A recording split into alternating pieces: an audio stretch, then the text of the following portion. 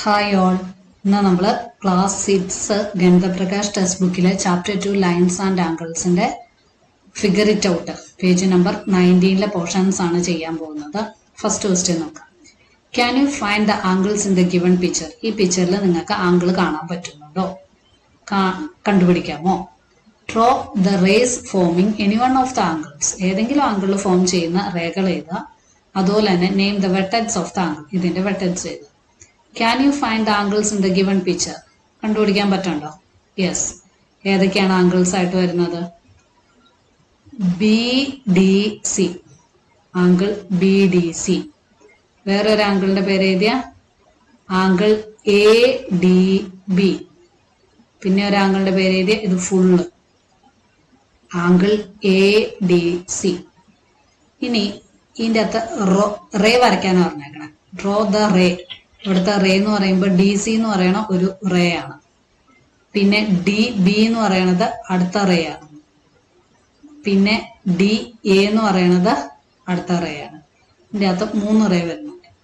Name the vertex of the angle. ഈ ആംഗിളിന്റെ എല്ലാത്തിന്റെ vertex എന്ന് പറയുന്നത് ഡി ആണ്. കാരണം ഈ റേകളെല്ലാം സ്റ്റാർട്ട് ചെയ്യുന്ന പോയിന്റ് ഡി ആണ്. അതുപോലെ തന്നെ ഇതെല്ലാം കൂടി ജോയിൻ ചെയ്തു വരുന്ന പോയിന്റ് എന്ന് പറയുന്നത് ഡി തന്നെയാണ്. ഇനി അടുത്ത ഫിഗറും തന്നിട്ടുണ്ട്. ഇതിന്റെ അകത്ത് നമ്മൾ എന്ത് കണ്ടുപിടിക്കണം? ആംഗിൾസ് കണ്ടുപിടിക്കണം.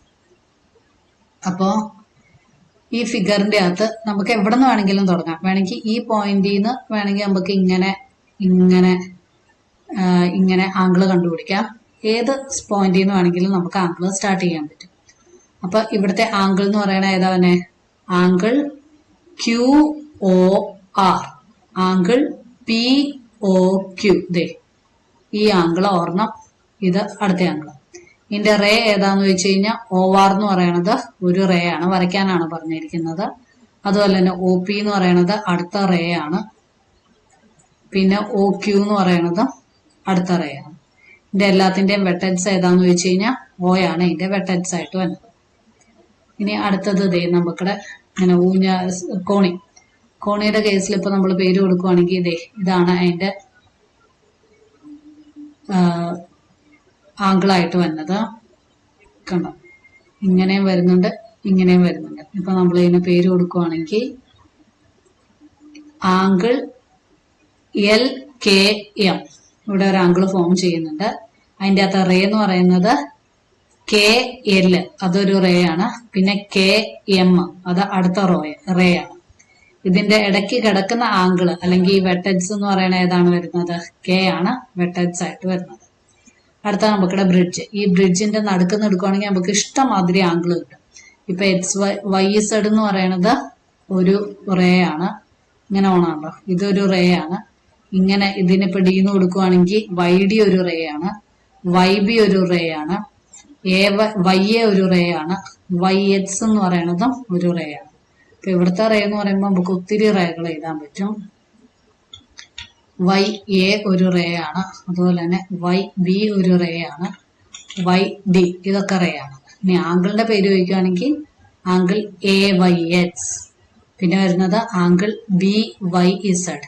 നമ്മൾ ആംഗിളിന് പേര് കൊടുക്കണത് ഈ നടുക്കത്തെ 2 റേകൾ കൂടി ചേരുന്ന പോയിന്റ് നടുക്കുമല്ല. ഇതിപ്പോ വൈ എന്ന് പറയുന്ന ഒരു റേ, വൈ എക്സ് എന്ന് പറയുന്ന അടുത്ത റേ. ഇത് രണ്ടും കൂടി നടുക്ക് വരുന്ന പോയിന്റ് ആണ് വൈ എന്ന് പറയുന്നത്. അത് വെർട്ടെക്സും ആണ്. അതുപോലെ തന്നെ പേര് എഴുതുമ്പോൾ അത് നടുക്ക് വരികയും ചെയ്യണം. ആ ആൽഫബറ്റ് നടുക്ക് വരികയും ചെയ്യണം. അപ്പൊ ഇവിടുത്തെ വെർട്ടെക്സ് എന്ന് പറയുന്നത് വൈ ആണ്. ഇനി അടുത്ത ക്വസ്റ്റ്യൻ നോക്കാം. Draw and label an angle with arms S T and S R. S ടിയും എസ് ആറും ആംസ് ആയിട്ട് വരുന്ന ഒരു ആംഗിള് ലേബൽ ചെയ്യുക. അതുപോലെ തന്നെ അത് വരയ്ക്കാനും പറഞ്ഞിട്ടുണ്ട്. അപ്പം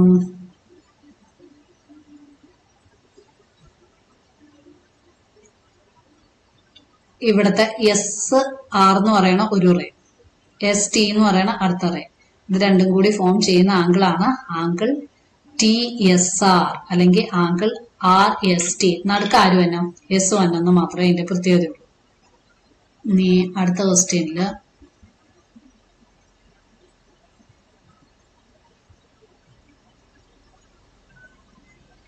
explain why angle A P B, ഇതാണ് എ പി ബി എന്ന് പറയുന്നത്. Angle A P B cannot be labelled as angle P.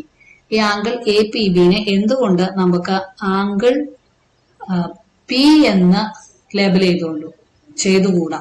കാരണം എന്നാന്ന് വെച്ച് കഴിഞ്ഞാൽ ഇവിടെ രണ്ട് ആംഗിൾ ഫോം ചെയ്യുന്നുണ്ട്. ഏതൊക്കെ ആംഗിളാ ഫോം ചെയ്യുന്നത്? ആംഗിൾ എ പി ബി എന്ന് പറയുന്ന ഒരു ആംഗിളും ഫോം ചെയ്യുന്നുണ്ട്, ആംഗിൾ ബി പി സി എന്ന് പറയുന്ന അടുത്ത ആംഗിളും ഫോം ചെയ്യുന്നുണ്ട്. രണ്ട് ആംഗിൾ ഫോം ചെയ്യുമ്പോൾ നമുക്ക് അതിന് ആംഗിൾ പി എന്ന് പേര് കൊടുക്കാൻ പറ്റില്ല. ഇപ്പൊ എ പി ബി എന്ന് മാത്രം ഉള്ളെങ്കിൽ നമുക്ക് ഇതിന് എന്തെന്ന് പേര് കൊടുക്കായിരുന്നു? ആംഗിൾ പി എന്ന് പേര് കൊടുക്കായിരുന്നു. അപ്പൊ പേര് കൊടുക്കണമെങ്കിൽ ഒന്നുകിൽ അത് ഒറ്റയ്ക്കായിട്ട് കിടക്കണം. നമ്മൾ പേര് കൊടുക്കാത്തത് angle A P C cannot be labelled just as angle P because 3 different angles meet at P. ഈ പി എന്ന് പറയുന്ന പോയിന്റിന്റെ അകത്ത് 3 ആംഗിൾ വരുന്നുണ്ട്. If we just say angle P, it won't be clear which of these 3 angles we are talking about. ഇത് ഒരു angle വരുന്നുണ്ട്, ഇത് രണ്ടാമത്തെ ആംഗിൾ വരുന്നുണ്ട്, ഇത് മൊത്തം കൂടി കവർ ചെയ്ത് മൂന്നാമത്തെ ഒരു ആംഗിളും കൂടി വരുന്നുണ്ട്. ഈ 3 ആംഗിളിൽ ആരെ പറ്റിയാ പറയണതെന്ന് നമുക്ക് മനസ്സിലാക്കാൻ പറ്റില്ല. ഇതിന്റെ അകത്ത് ആദ്യത്തെ ആംഗിളിന്റെ പേര് പറഞ്ഞിരിക്കുന്നത് ആംഗിൾ എ പി സി, പിന്നത്തെ angle angle A P B, പിന്നത്തെ angle angle B P C. ഇങ്ങനെ 3 ആംഗിൾ വരുന്നുണ്ട്. ഈ 3 ആംഗിളിൽ ആരെയാണ് ഉദ്ദേശിച്ചിരിക്കണതെന്ന് നമുക്ക് പറയാൻ പറ്റില്ല. ഇനി അടുത്ത question, name the angles marked in the given figure. ഈ ഫിഗറിൽ പറഞ്ഞിരിക്കുന്ന ആംഗിൾസ് പറയാം. ഇവിടെ കണ്ട ആരോ മാർക്ക് സ്റ്റാർട്ട് ചെയ്യണ എവിടെയാന്ന് നോക്കിക്കേ. ടി ആർ എന്ന് പറയുന്ന റെയിലിൽ നിന്നാണ് രണ്ടിന്റെ ആരോ മാർക്ക് സ്റ്റാർട്ട് ചെയ്തിരിക്കുന്നത്. അപ്പൊ നമ്മൾ പേര് പറയുമ്പോഴും ഏതിൽ നിന്ന് സ്റ്റാർട്ട് ചെയ്യണം? ഈ ആറിൽ നിന്ന് തന്നെ സ്റ്റാർട്ട് ചെയ്യണം. അപ്പൊ ആംഗിൾ ആർ ടി പോയി നിൽക്കുന്ന എവിടെയാ? ക്യൂലാണ് പോയി നിൽക്കുന്നത്. ആർ ടി ക്യൂ, അത് ഒരാംഗിൾ. അടുത്ത angle angle R T P ആണ് വരുന്നത്.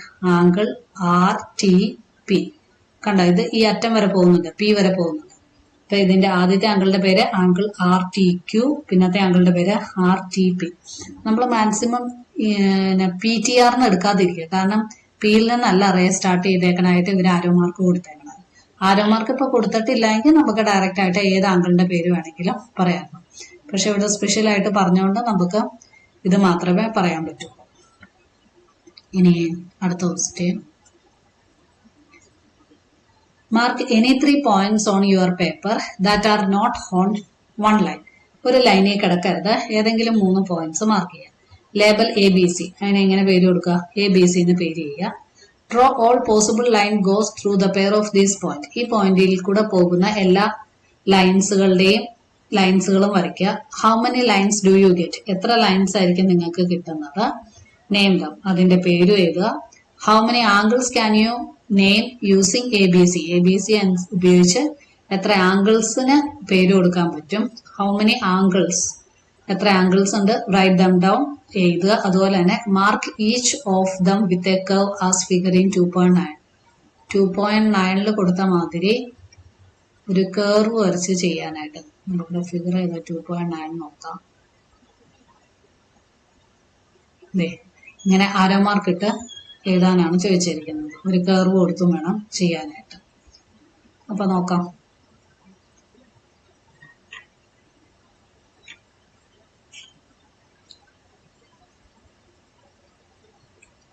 ഇത് 3 പോയിന്റ് ഞാൻ എടുക്കുകയാണ്. A B C. ഇഷ്ടമുള്ള ഏതെങ്കിലും 3 പോയിന്റ് എടുത്തു. ഇനി എന്ത് ചെയ്യുക? ഇതിൽ കൂടെ ലൈൻ വരയ്ക്കാനല്ലേ പറഞ്ഞേക്കണം. അപ്പൊ എ ബി എന്ന് പറയുന്ന ഒരു ലൈൻ, ബി സി എന്ന് പറയുന്ന ഒരു ലൈൻ, എ സി എന്ന് പറയുന്ന line. We get 3 lines. Total നമുക്ക് 3 ലൈൻസ് ആയിരിക്കും കിട്ടുന്നത്. A B B C C A. ഈ ലൈനെ റെപ്രസെന്റ് ചെയ്യാൻ 2 ആരോ മാർക്ക് 2 സൈഡിൽ കൊടുക്കണം. പിന്നെ ഇതിന്റെ അകത്ത് വരുന്ന ആംഗിൾസിന്റെ പേരാണ് ചോദിച്ചിരിക്കുന്നത്. നമുക്ക് ഇവിടെ കിട്ടുന്ന ആംഗിൾസ് ഏതാണ്? A B C. ഇപ്പൊ നമ്മൾ ഇങ്ങനെ ഒരു ആംഗിൾ എടുക്കുവാണെങ്കിൽ ഈ ആംഗിളാണ് കൺസിഡർ ചെയ്യുന്നെങ്കിൽ എ ബി സി, അതൊരാംഗിൾ. ഇനി വേറൊരു ആംഗിൾ എടുക്കുന്നെങ്കിൽ ബി സി എ, അത് രണ്ടാമത്തെ ആംഗിൾ. മൂന്നാമത്തെ ആംഗിളിന്റെ പേര് C A B. Arrow mark ഇട്ട് എഴുതാം, സി എ ബി. ഇപ്പൊ ഇവിടെ നിന്ന് സ്റ്റാർട്ട് ചെയ്യുന്നെങ്കിൽ നമ്മൾ ഈ റെയിലിൽ നിന്ന് വേണം പേര് തുടങ്ങാനായിട്ട്. C A B. അത്രേ ഉള്ളൂ. ഇനി നമുക്ക് 6th ക്വസ്റ്റ്യൻ നോക്കാം.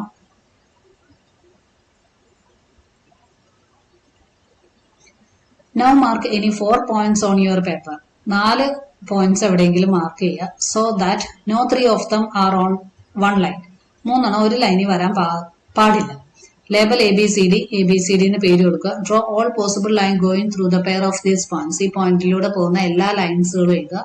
How many lines do you get? ഏതൊക്കെ ലൈൻസ് ആയിരിക്കും കിട്ടുന്നത്? ഹൗ മെനി എത്ര ലൈൻസ് ആയിരിക്കും കിട്ടുന്നത്? നെയിം ദ അവർക്കുടെ പേര് എഴുതുക.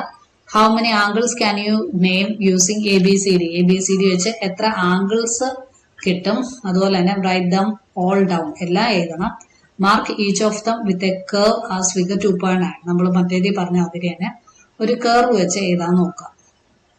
ഇപ്പൊ നമ്മളിവിടെ മൂന്നല്ല ചോദിച്ചേക്കണം, 4 പോയിന്റ് വേണം. 4 പോയിന്റ് എന്ന് പറയുമ്പോൾ ഇഷ്ടമുള്ള കൊടുക്കും. ഇവിടെ A എടുത്തു, പിന്നെ B എടുത്തു, പിന്നെ C എടുത്തു, പിന്നെ D എടുത്തു. ഇത് ജോയിൻ ചെയ്തുകൊണ്ട് ലൈൻ വരയ്ക്കാൻ പറഞ്ഞേക്കണം. അപ്പൊ AB കൂടെ പോകുന്ന ഒരു ലൈൻ, പിന്നെ BC കൂടെ പോകുന്ന അടുത്ത ലൈൻ, പിന്നെ CD കൂടെ പോകുന്ന അടുത്ത ലൈൻ, പിന്നെ AD കൂടെ പോകുന്ന അടുത്ത ലൈൻ,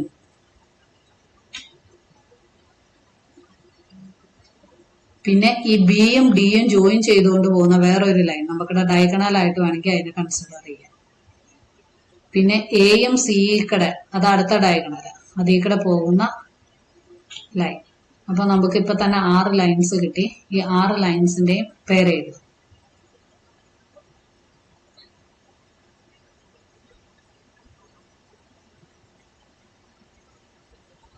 എങ്ങനെ എഴുതാം?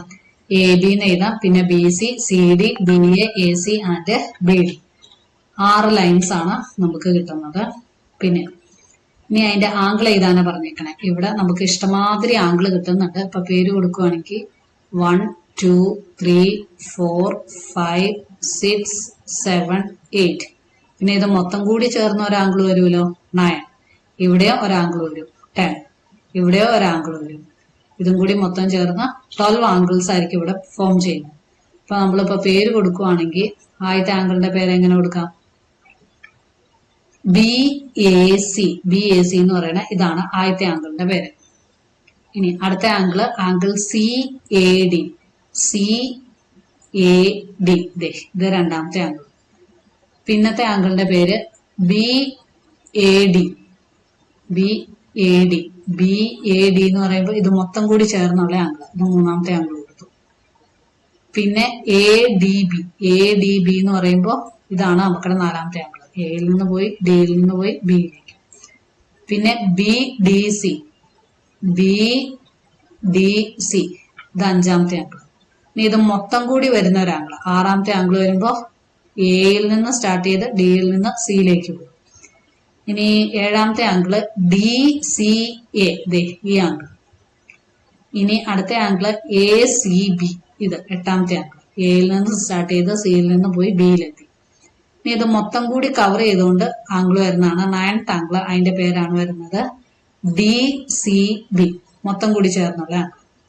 അടുത്തത് CBD എന്ന് പറയുന്നത് 10ാമത്തെ ആംഗിൾ കിട്ടി.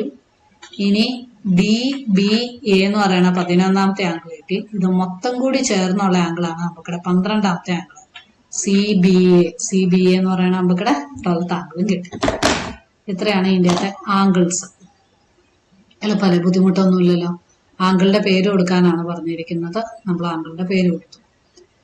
ഇനി 6 ലൈൻസിൽ നിന്ന് മൊത്തം നമുക്ക് 12 ആംഗിൾസ് ആണ് ഫോം ചെയ്യുന്നത്. അതും ശ്രദ്ധിക്കാം. അപ്പൊ നമുക്കിവിടെ ഫിഗർ ഇറ്റ് ഔട്ട് കഴിഞ്ഞു. ഇനി നമുക്ക് കമ്പയറിങ് ആംഗിൾസ്, ഓരോരോ ആംഗിൾസ് കമ്പയർ ചെയ്യാം. ആരാണ് വലിയത്, ആരാണ് ചെറുത്, അങ്ങനെ നോക്കാം. ആദ്യത്തെ കേസിൽ look at these animals opening their mouth. ഇവർക്കിടെ വാ തുറന്നേക്കണത് നോക്കാം. ഇവിടെ ആനിമൽസിന്റെ ഫിഗർ കൊടുത്തിട്ടുണ്ട്. ഈ ആനിമൽസ് വാ തുറന്നേക്കണം നോക്കാം. Do you see any angles here? ഇവിടെ എവിടെയെങ്കിലും നമുക്ക് ആംഗിൾ കാണാൻ പറ്റുന്നുണ്ടോ? ഇവിടെ നമുക്ക് ആംഗിൾ കാണാൻ പറ്റുന്നുണ്ട്. ഇതൊരാംഗിളാണ്. If yes, mark the arms and vertex of each one. ഓരോന്നിന്റെ ആംസും വെർട്ടെക്സും മാർക്ക് ചെയ്യാം. ഇപ്പൊ ഇവിടുത്തെ ആംഗിളിന്റെ പേര് ABC എന്നാണെങ്കിൽ ആം എന്ന് പറയുന്നത് ഏതായിരിക്കും? പിന്നെ BA ഒരാമാണ്, BCയും ഒരാമാണ്. വെർട്ടെക്സ് എന്ന് പറയുന്നത് ഏതായിരിക്കും വരുന്നത്? B ആയിരിക്കും. 2 ആമുകൾ സ്റ്റാർട്ട് ചെയ്യുന്നത് B യിൽ നിന്നാണ്. ഇനി ഇതിനിപ്പോ നമ്മള് പി ക്യു ആർ എന്ന് പേര് കൊടുക്കുവാണെങ്കിൽ പി ക്യു ആമാണ്, അല്ലെങ്കിൽ ക്യു പി എന്ന് പറയണത് ആമാന്ന് നമുക്ക് കൊടുക്കാം. ക്യു പി ആമാണ്, പിന്നെ ക്യു ആർ ആമാണ്, വെട്ടക്സ് എന്ന് പറയുന്നത് ക്യു ആയിരിക്കും. ഇനി ഈ പക്ഷി തുറന്നിരിക്കുവാണെങ്കിൽ ഇനിയിപ്പോ നമ്മൾ വേറെ എ ബി സി എന്ന് പേര് കൊടുക്കുകയാണെങ്കിൽ ഇതുപോലെ തന്നെ ബി എ ആമാണ്, ബി സി ആമാണ്, ബി എന്ന് പറയുന്ന വെട്ടക്സ് ആണ്. ഇതിന് നമ്മളിപ്പോ ഇ എഫ് ജി എന്ന് പേര് കൊടുക്കുവാണെങ്കിൽ ഇ എഫ് ആമാണ്, അല്ലെങ്കിൽ എഫ് ഇ ആമാണ്, അതുപോലെ തന്നെ എഫ് ജിയും ആമാണ്. ഇതിന്റെ വെട്ടക്സ് എന്ന് പറയുന്നത് ഏതായിരിക്കും വരുന്നത്? എഫ് ആയിരിക്കും വരുന്നത്. ഇത് രണ്ടിന്റെയും കൂടി ജോയിനിങ് അല്ലേ തന്നെ, അതിലെ വെട്ടക്സ് എന്ന് പറയുന്നത് എഫ് ആയിരിക്കും. Some mouth are open wider than others. നമുക്ക് കാണാൻ പറ്റും ചിലർക്കിടെ നന്നായിട്ട് വലിയതായിട്ട് തുറന്നിട്ടുണ്ട്. The more the turning of the jaws the larger the angle. നമുക്കിടെ വാ കൂടുതൽ തുറക്കുമ്പോൾ എന്താ സംഭവിക്കും? ആംഗിളും വലിയതായിരിക്കും. Can you arrange the angles in this picture from smallest to largest. ഇതിന്റെ പിക്ചറിൽ ഇതിനെ സ്മോളസ്റ്റ് ടു ലാർജസ്റ്റ് ആയിട്ട് ആംഗിൾസ് അറേഞ്ച് ചെയ്യാമോ? അപ്പൊ ഏറ്റവും സ്മോളസ്റ്റ്, ഏറ്റവും ചെറുത് ആർക്കടെയാ? ഫിഷിന്റെ അല്ലേ വന്നേക്കണം. ഫിഷ് ആണ് ഏറ്റവും ചെറുതായിട്ട് വാ പൊളിച്ചേക്കണം. പിന്നെ ചെറുതായിട്ട് വാ പൊളിച്ചേക്കണം ക്രൊക്കഡൈലാണ്. ക്രൊക്കഡൈലിന്റെ കുറച്ച് കുറവാണ്. പിന്നെ തുറന്നേക്കണത് സ്നേക്ക് ആണ്. ഏറ്റവും വലിയ വാ ആർക്കടെയാണ് വരുന്നത്? ബേഡിന്റെയാണ് വരുന്നത്. അപ്പം ഇത് കണ്ടോ, ഈ ബേഡ് ഭയങ്കര വലിയതായിട്ടാണ് തുറന്നേക്കുന്നത്. അപ്പൊ ഇതാണ് സ്മോളസ്റ്റ് ടു ലാർജസ്റ്റ്. പിന്നെ അടുത്തത്, is it always easy to compare two angles. നമുക്ക് എപ്പോഴും ആംഗിൾസ് കമ്പയർ ചെയ്യാൻ എളുപ്പമാണോ? അല്ല, കമ്പയർ ചെയ്യാൻ എളുപ്പമല്ല. കാരണം ഇപ്പൊ നമുക്ക് ഒരു 89 ഡിഗ്രിയും 91 ഡിഗ്രിയും വരുവാണെങ്കിൽ നമുക്ക് ഒരിക്കലും ആംഗിൾസ് പെട്ടെന്ന് കമ്പയർ ചെയ്യാൻ പറ്റില്ല. ആരാണ് വലിയതെന്ന് നമുക്ക് കമ്പയർ ചെയ്യാൻ പറ്റില്ല. ഇനി how are some angles? Label each of these angle, how will you compare them? ഇവിടെ ഓരോന്നിനെ ലേബൽ ചെയ്യുക. അല്ല, here are some angle, sorry, label each angle. ഓരോ ആംഗിൾ ലേബൽ ചെയ്യുക. അതുപോലെ തന്നെ ഇതിനെ എങ്ങനെ കമ്പയർ ചെയ്യാം? നമുക്ക് പ്രൊട്രാക്ടർ വെച്ച് മാത്രമേ ഇതിനെ കമ്പയർ ചെയ്യാൻ പറ്റുള്ളൂ.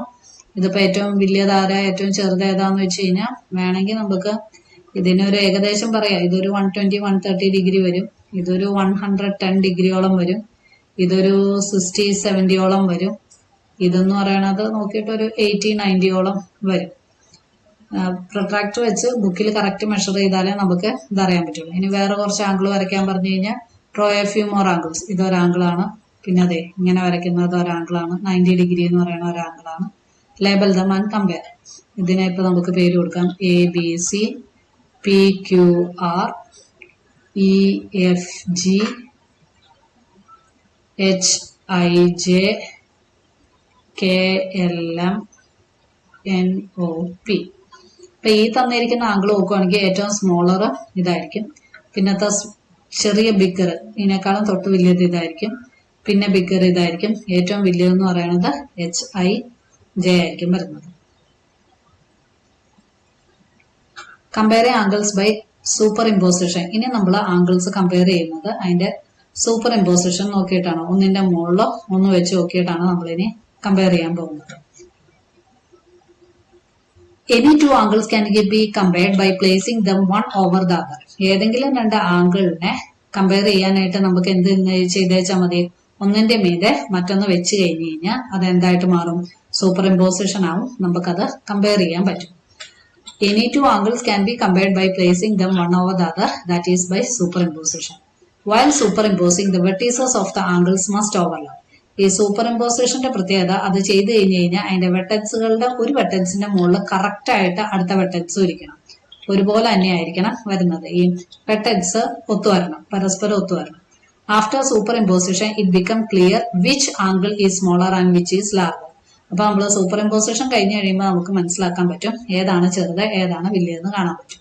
ഇപ്പൊ എ ബി സി എന്ന് പറയുന്ന ഒരു ആംഗിള്, പി ക്യു ആർ എന്ന് പറയുന്ന ആംഗിള് നമുക്ക് കാണുമ്പോൾ തന്നെ അറിയാം പി ക്യു ആർ ആണ് വലിയത്.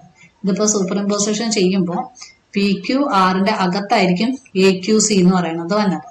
ഈ കണ്ടോ, രണ്ട് ക്യൂവും ബി എന്ന് പറയുന്നതും ഒരേ വെട്ടക്സ് ഒന്നിന്റെ മുകളിൽ ഒന്നായിട്ട് തന്നെ വരണം. The picture shows two angle superimposed. ഇവിടെ രണ്ട് ആംഗിൾ സൂപ്പർ ഇമ്പോസിഷൻ ചെയ്തത് കാണിക്കുന്നുണ്ട്. It is now clear that angle P Q R is larger than angle A B C. ഇങ്ങനെ കാണുന്നതിനേക്കാളും ഇങ്ങനെ കാണുമ്പോൾ നമുക്ക് മനസ്സിലാക്കാലോ പി ക്യു ആർ ആണ് എ ബി സിനേക്കാൾ വലിയെന്ന് മനസ്സിലാക്കാൻ പറ്റും. ഇനി ഈക്വൽ ആംഗിൾസ് വരുന്നുണ്ട്. Now consider angle A O B, angle XOY in the figure, which is greater? ഇതിൽ ആരാ വലിയതെന്ന്? ഇതിൽ നമുക്ക് വലിയത് കണ്ടുപിടിക്കാൻ പറ്റില്ല, കാണുമ്പോൾ തന്നെ ഒരുപോലെ ഇരിക്കണം. സൂപ്പർ ഇമ്പോസ് ചെയ്യുമ്പോഴും നമുക്ക് മനസ്സിലാക്കാൻ പറ്റും ഈ രണ്ട് ആംഗിൾ എങ്ങനെയാണ്, സെയിം തന്നെയാണ് വന്നിരിക്കുന്നത്. The corners of both these angles match and the arms overlap with each other. ഇവിടെ നമുക്ക് കാണാൻ പറ്റും ഈ കോർണേഴ്സ് എന്ത് ചെയ്തിരിക്കുകയാണ്, രണ്ട് ആംഗിളുടെയും ഒരുപോലെ തന്നെ മാച്ച് ചെയ്തു. അതുപോലെ തന്നെ ആംസ് ഓവർലാപ്പ് ചെയ്തിട്ടുണ്ട്. OAയുടെ മുകളിലാണ് OX വന്നേക്കണേ, OBയുടെ മുകളിലാണ് OY വന്നേക്കണേ. സോ നമുക്ക് എങ്ങനെ പറയാം, ഈ ആംഗിൾസ് ഈക്വൽ ഇൻ സൈസ് ആണെന്ന് പറയാൻ പറ്റും. ഇനി the reason these angles are considered to be equal in size is because when we visualize each of these angles as being formed out of rotation, we can see that there is an equal amount of rotation needed to move OB to OA. OBയിൽ നിന്ന് OA വരെ എത്താനായിട്ട് ഇവർക്ക് ഒരുപോലെയാണ് rotation വരുന്നത്. അതുപോലെ തന്നെ OYയിൽ നിന്ന് OHലേക്ക് എത്താനും അവർക്ക് ഒരേപോലെയാണ്, ഈക്വൽ എമൗണ്ട് ഓഫ് റൊട്ടേഷൻ ആണ് വരുന്നത്. ഈ ആംഗിൾസ് തുല്യമാകാൻ കാരണം, ഈക്വൽ ആവാൻ കാരണം ഓരോ ആംഗിളിന്റെയും റൊട്ടേഷൻ വരുന്നത് എങ്ങനെയാണ്, രണ്ടും ഈക്വൽ ആയിട്ട് തന്നെയാണ് വരുന്നത്. അതുകൊണ്ടാണ് നമുക്കിത് ഈക്വൽ ആണെന്ന് മനസ്സിലാക്കാൻ പറ്റുന്നത്. From the point of view of superimposition, when two angles are superimposed and the common vertex and the two rays of both angles lie on top of each other, then the size of the angles are equal. എപ്പോഴായിരിക്കും size of the angles equal ആവുന്നത്? Super ഇമ്പോസിഷന്റെ ഇതിൽ നമ്മൾ നോക്കുമ്പോൾ രണ്ട് angle ഒന്നിന്റെ മുകളിൽ ഒന്നായിട്ട് വെക്കുമ്പോൾ അവർക്ക് എന്തായിരിക്കും ഉണ്ടാവുന്നത്, രണ്ടു പേർക്കും കൂടി ഒരു കോമൺ വെർട്ടെക്സ് ആയിരിക്കും വരുന്നത്. അതുപോലെ തന്നെ two rays of both angle lie on top of each other. ഇതിന്റെ റേകൾ എങ്ങനെയായിരിക്കും വരുന്നത്, ഒന്നിന്റെ മുകളിലായിട്ടായിരിക്കും വരുന്നത്. Then the size of the angles are equal. അങ്ങനെയാണെങ്കിൽ ഈ ആംഗിൾസിന്റെ സൈസ് എങ്ങനെയായിരിക്കും, ഈക്വൽ ആയിട്ടായിരിക്കും വരുന്നത്. ഇനി അടുത്ത question, where else do we use superimposition to compare? നമ്മൾ വേറെ എവിടെയൊക്കെയാണ് സൂപ്പർ ഇമ്പോസിഷൻ ഉപയോഗിക്കുന്നത്? നമുക്ക് ലൈൻ സെഗ്മെന്റ് കണ്ടുപിടിക്കാനായിട്ട് സൂപ്പർ ഇമ്പോസിഷൻ ഉപയോഗിക്കാൻ പറ്റും. ആംഗിളിൽ മാത്രമല്ല വരുന്നത്, ലൈൻ സെഗ്മെന്റിൽ ഉപയോഗിക്കാം, പിന്നെ ട്രയാങ്കിൾസിൽ ഉപയോഗിക്കാം, വേറെ ഷേപ്സുകളിൽ ഉപയോഗിക്കാം, സർക്കിള്, സ്ക്വയർ, ഏത് ഇതിൽ വേണമെങ്കിലും ഉപയോഗിക്കാം. പിന്നെ നമുക്കിടെ ഒബ്ജക്റ്റ്, നമ്മളിപ്പോ ഒരു പേപ്പർ കട്ട് ചെയ്തിട്ട് അതിന്റെ മുകളിൽ പേപ്പർ വയ്ക്കുന്നു, അല്ലെങ്കിൽ നമുക്കിടെ നോട്ട്സ്, അതിന്റെ അകത്തൊക്കെ നമുക്ക് ഈ സൂപ്പർ ഇമ്പോസിഷൻ ഉപയോഗിക്കാവുന്നതാണ്. ഏതിൽ വേണമെങ്കിലും നമുക്ക് സൂപ്പർ ഇമ്പോസിഷൻ നോക്കാവുന്നതാണ്. മിക്ക കേസസിലും അത് കറക്റ്റ് തന്നെയായിരിക്കും വരുന്നത്.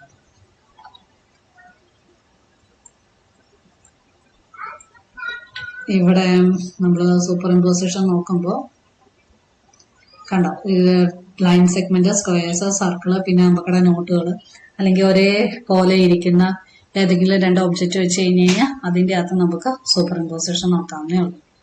അപ്പൊ ഗ്രേഡ് 6 മുതൽ ഗ്രേഡ് 10 വരെയുള്ളതിന്റെ വീഡിയോസ് അപ്ലോഡ് ചെയ്തിട്ടുണ്ട്. എല്ലാവരും അത് കാണുക. ഇമ്പോർട്ടൻറ്റ് ക്വസ്റ്റ്യൻ പേപ്പേഴ്സും ഒക്കെ വർക്ക്ഷീറ്റും ഒക്കെ അപ്ലോഡ് ചെയ്തിട്ടുണ്ട്. Thank you.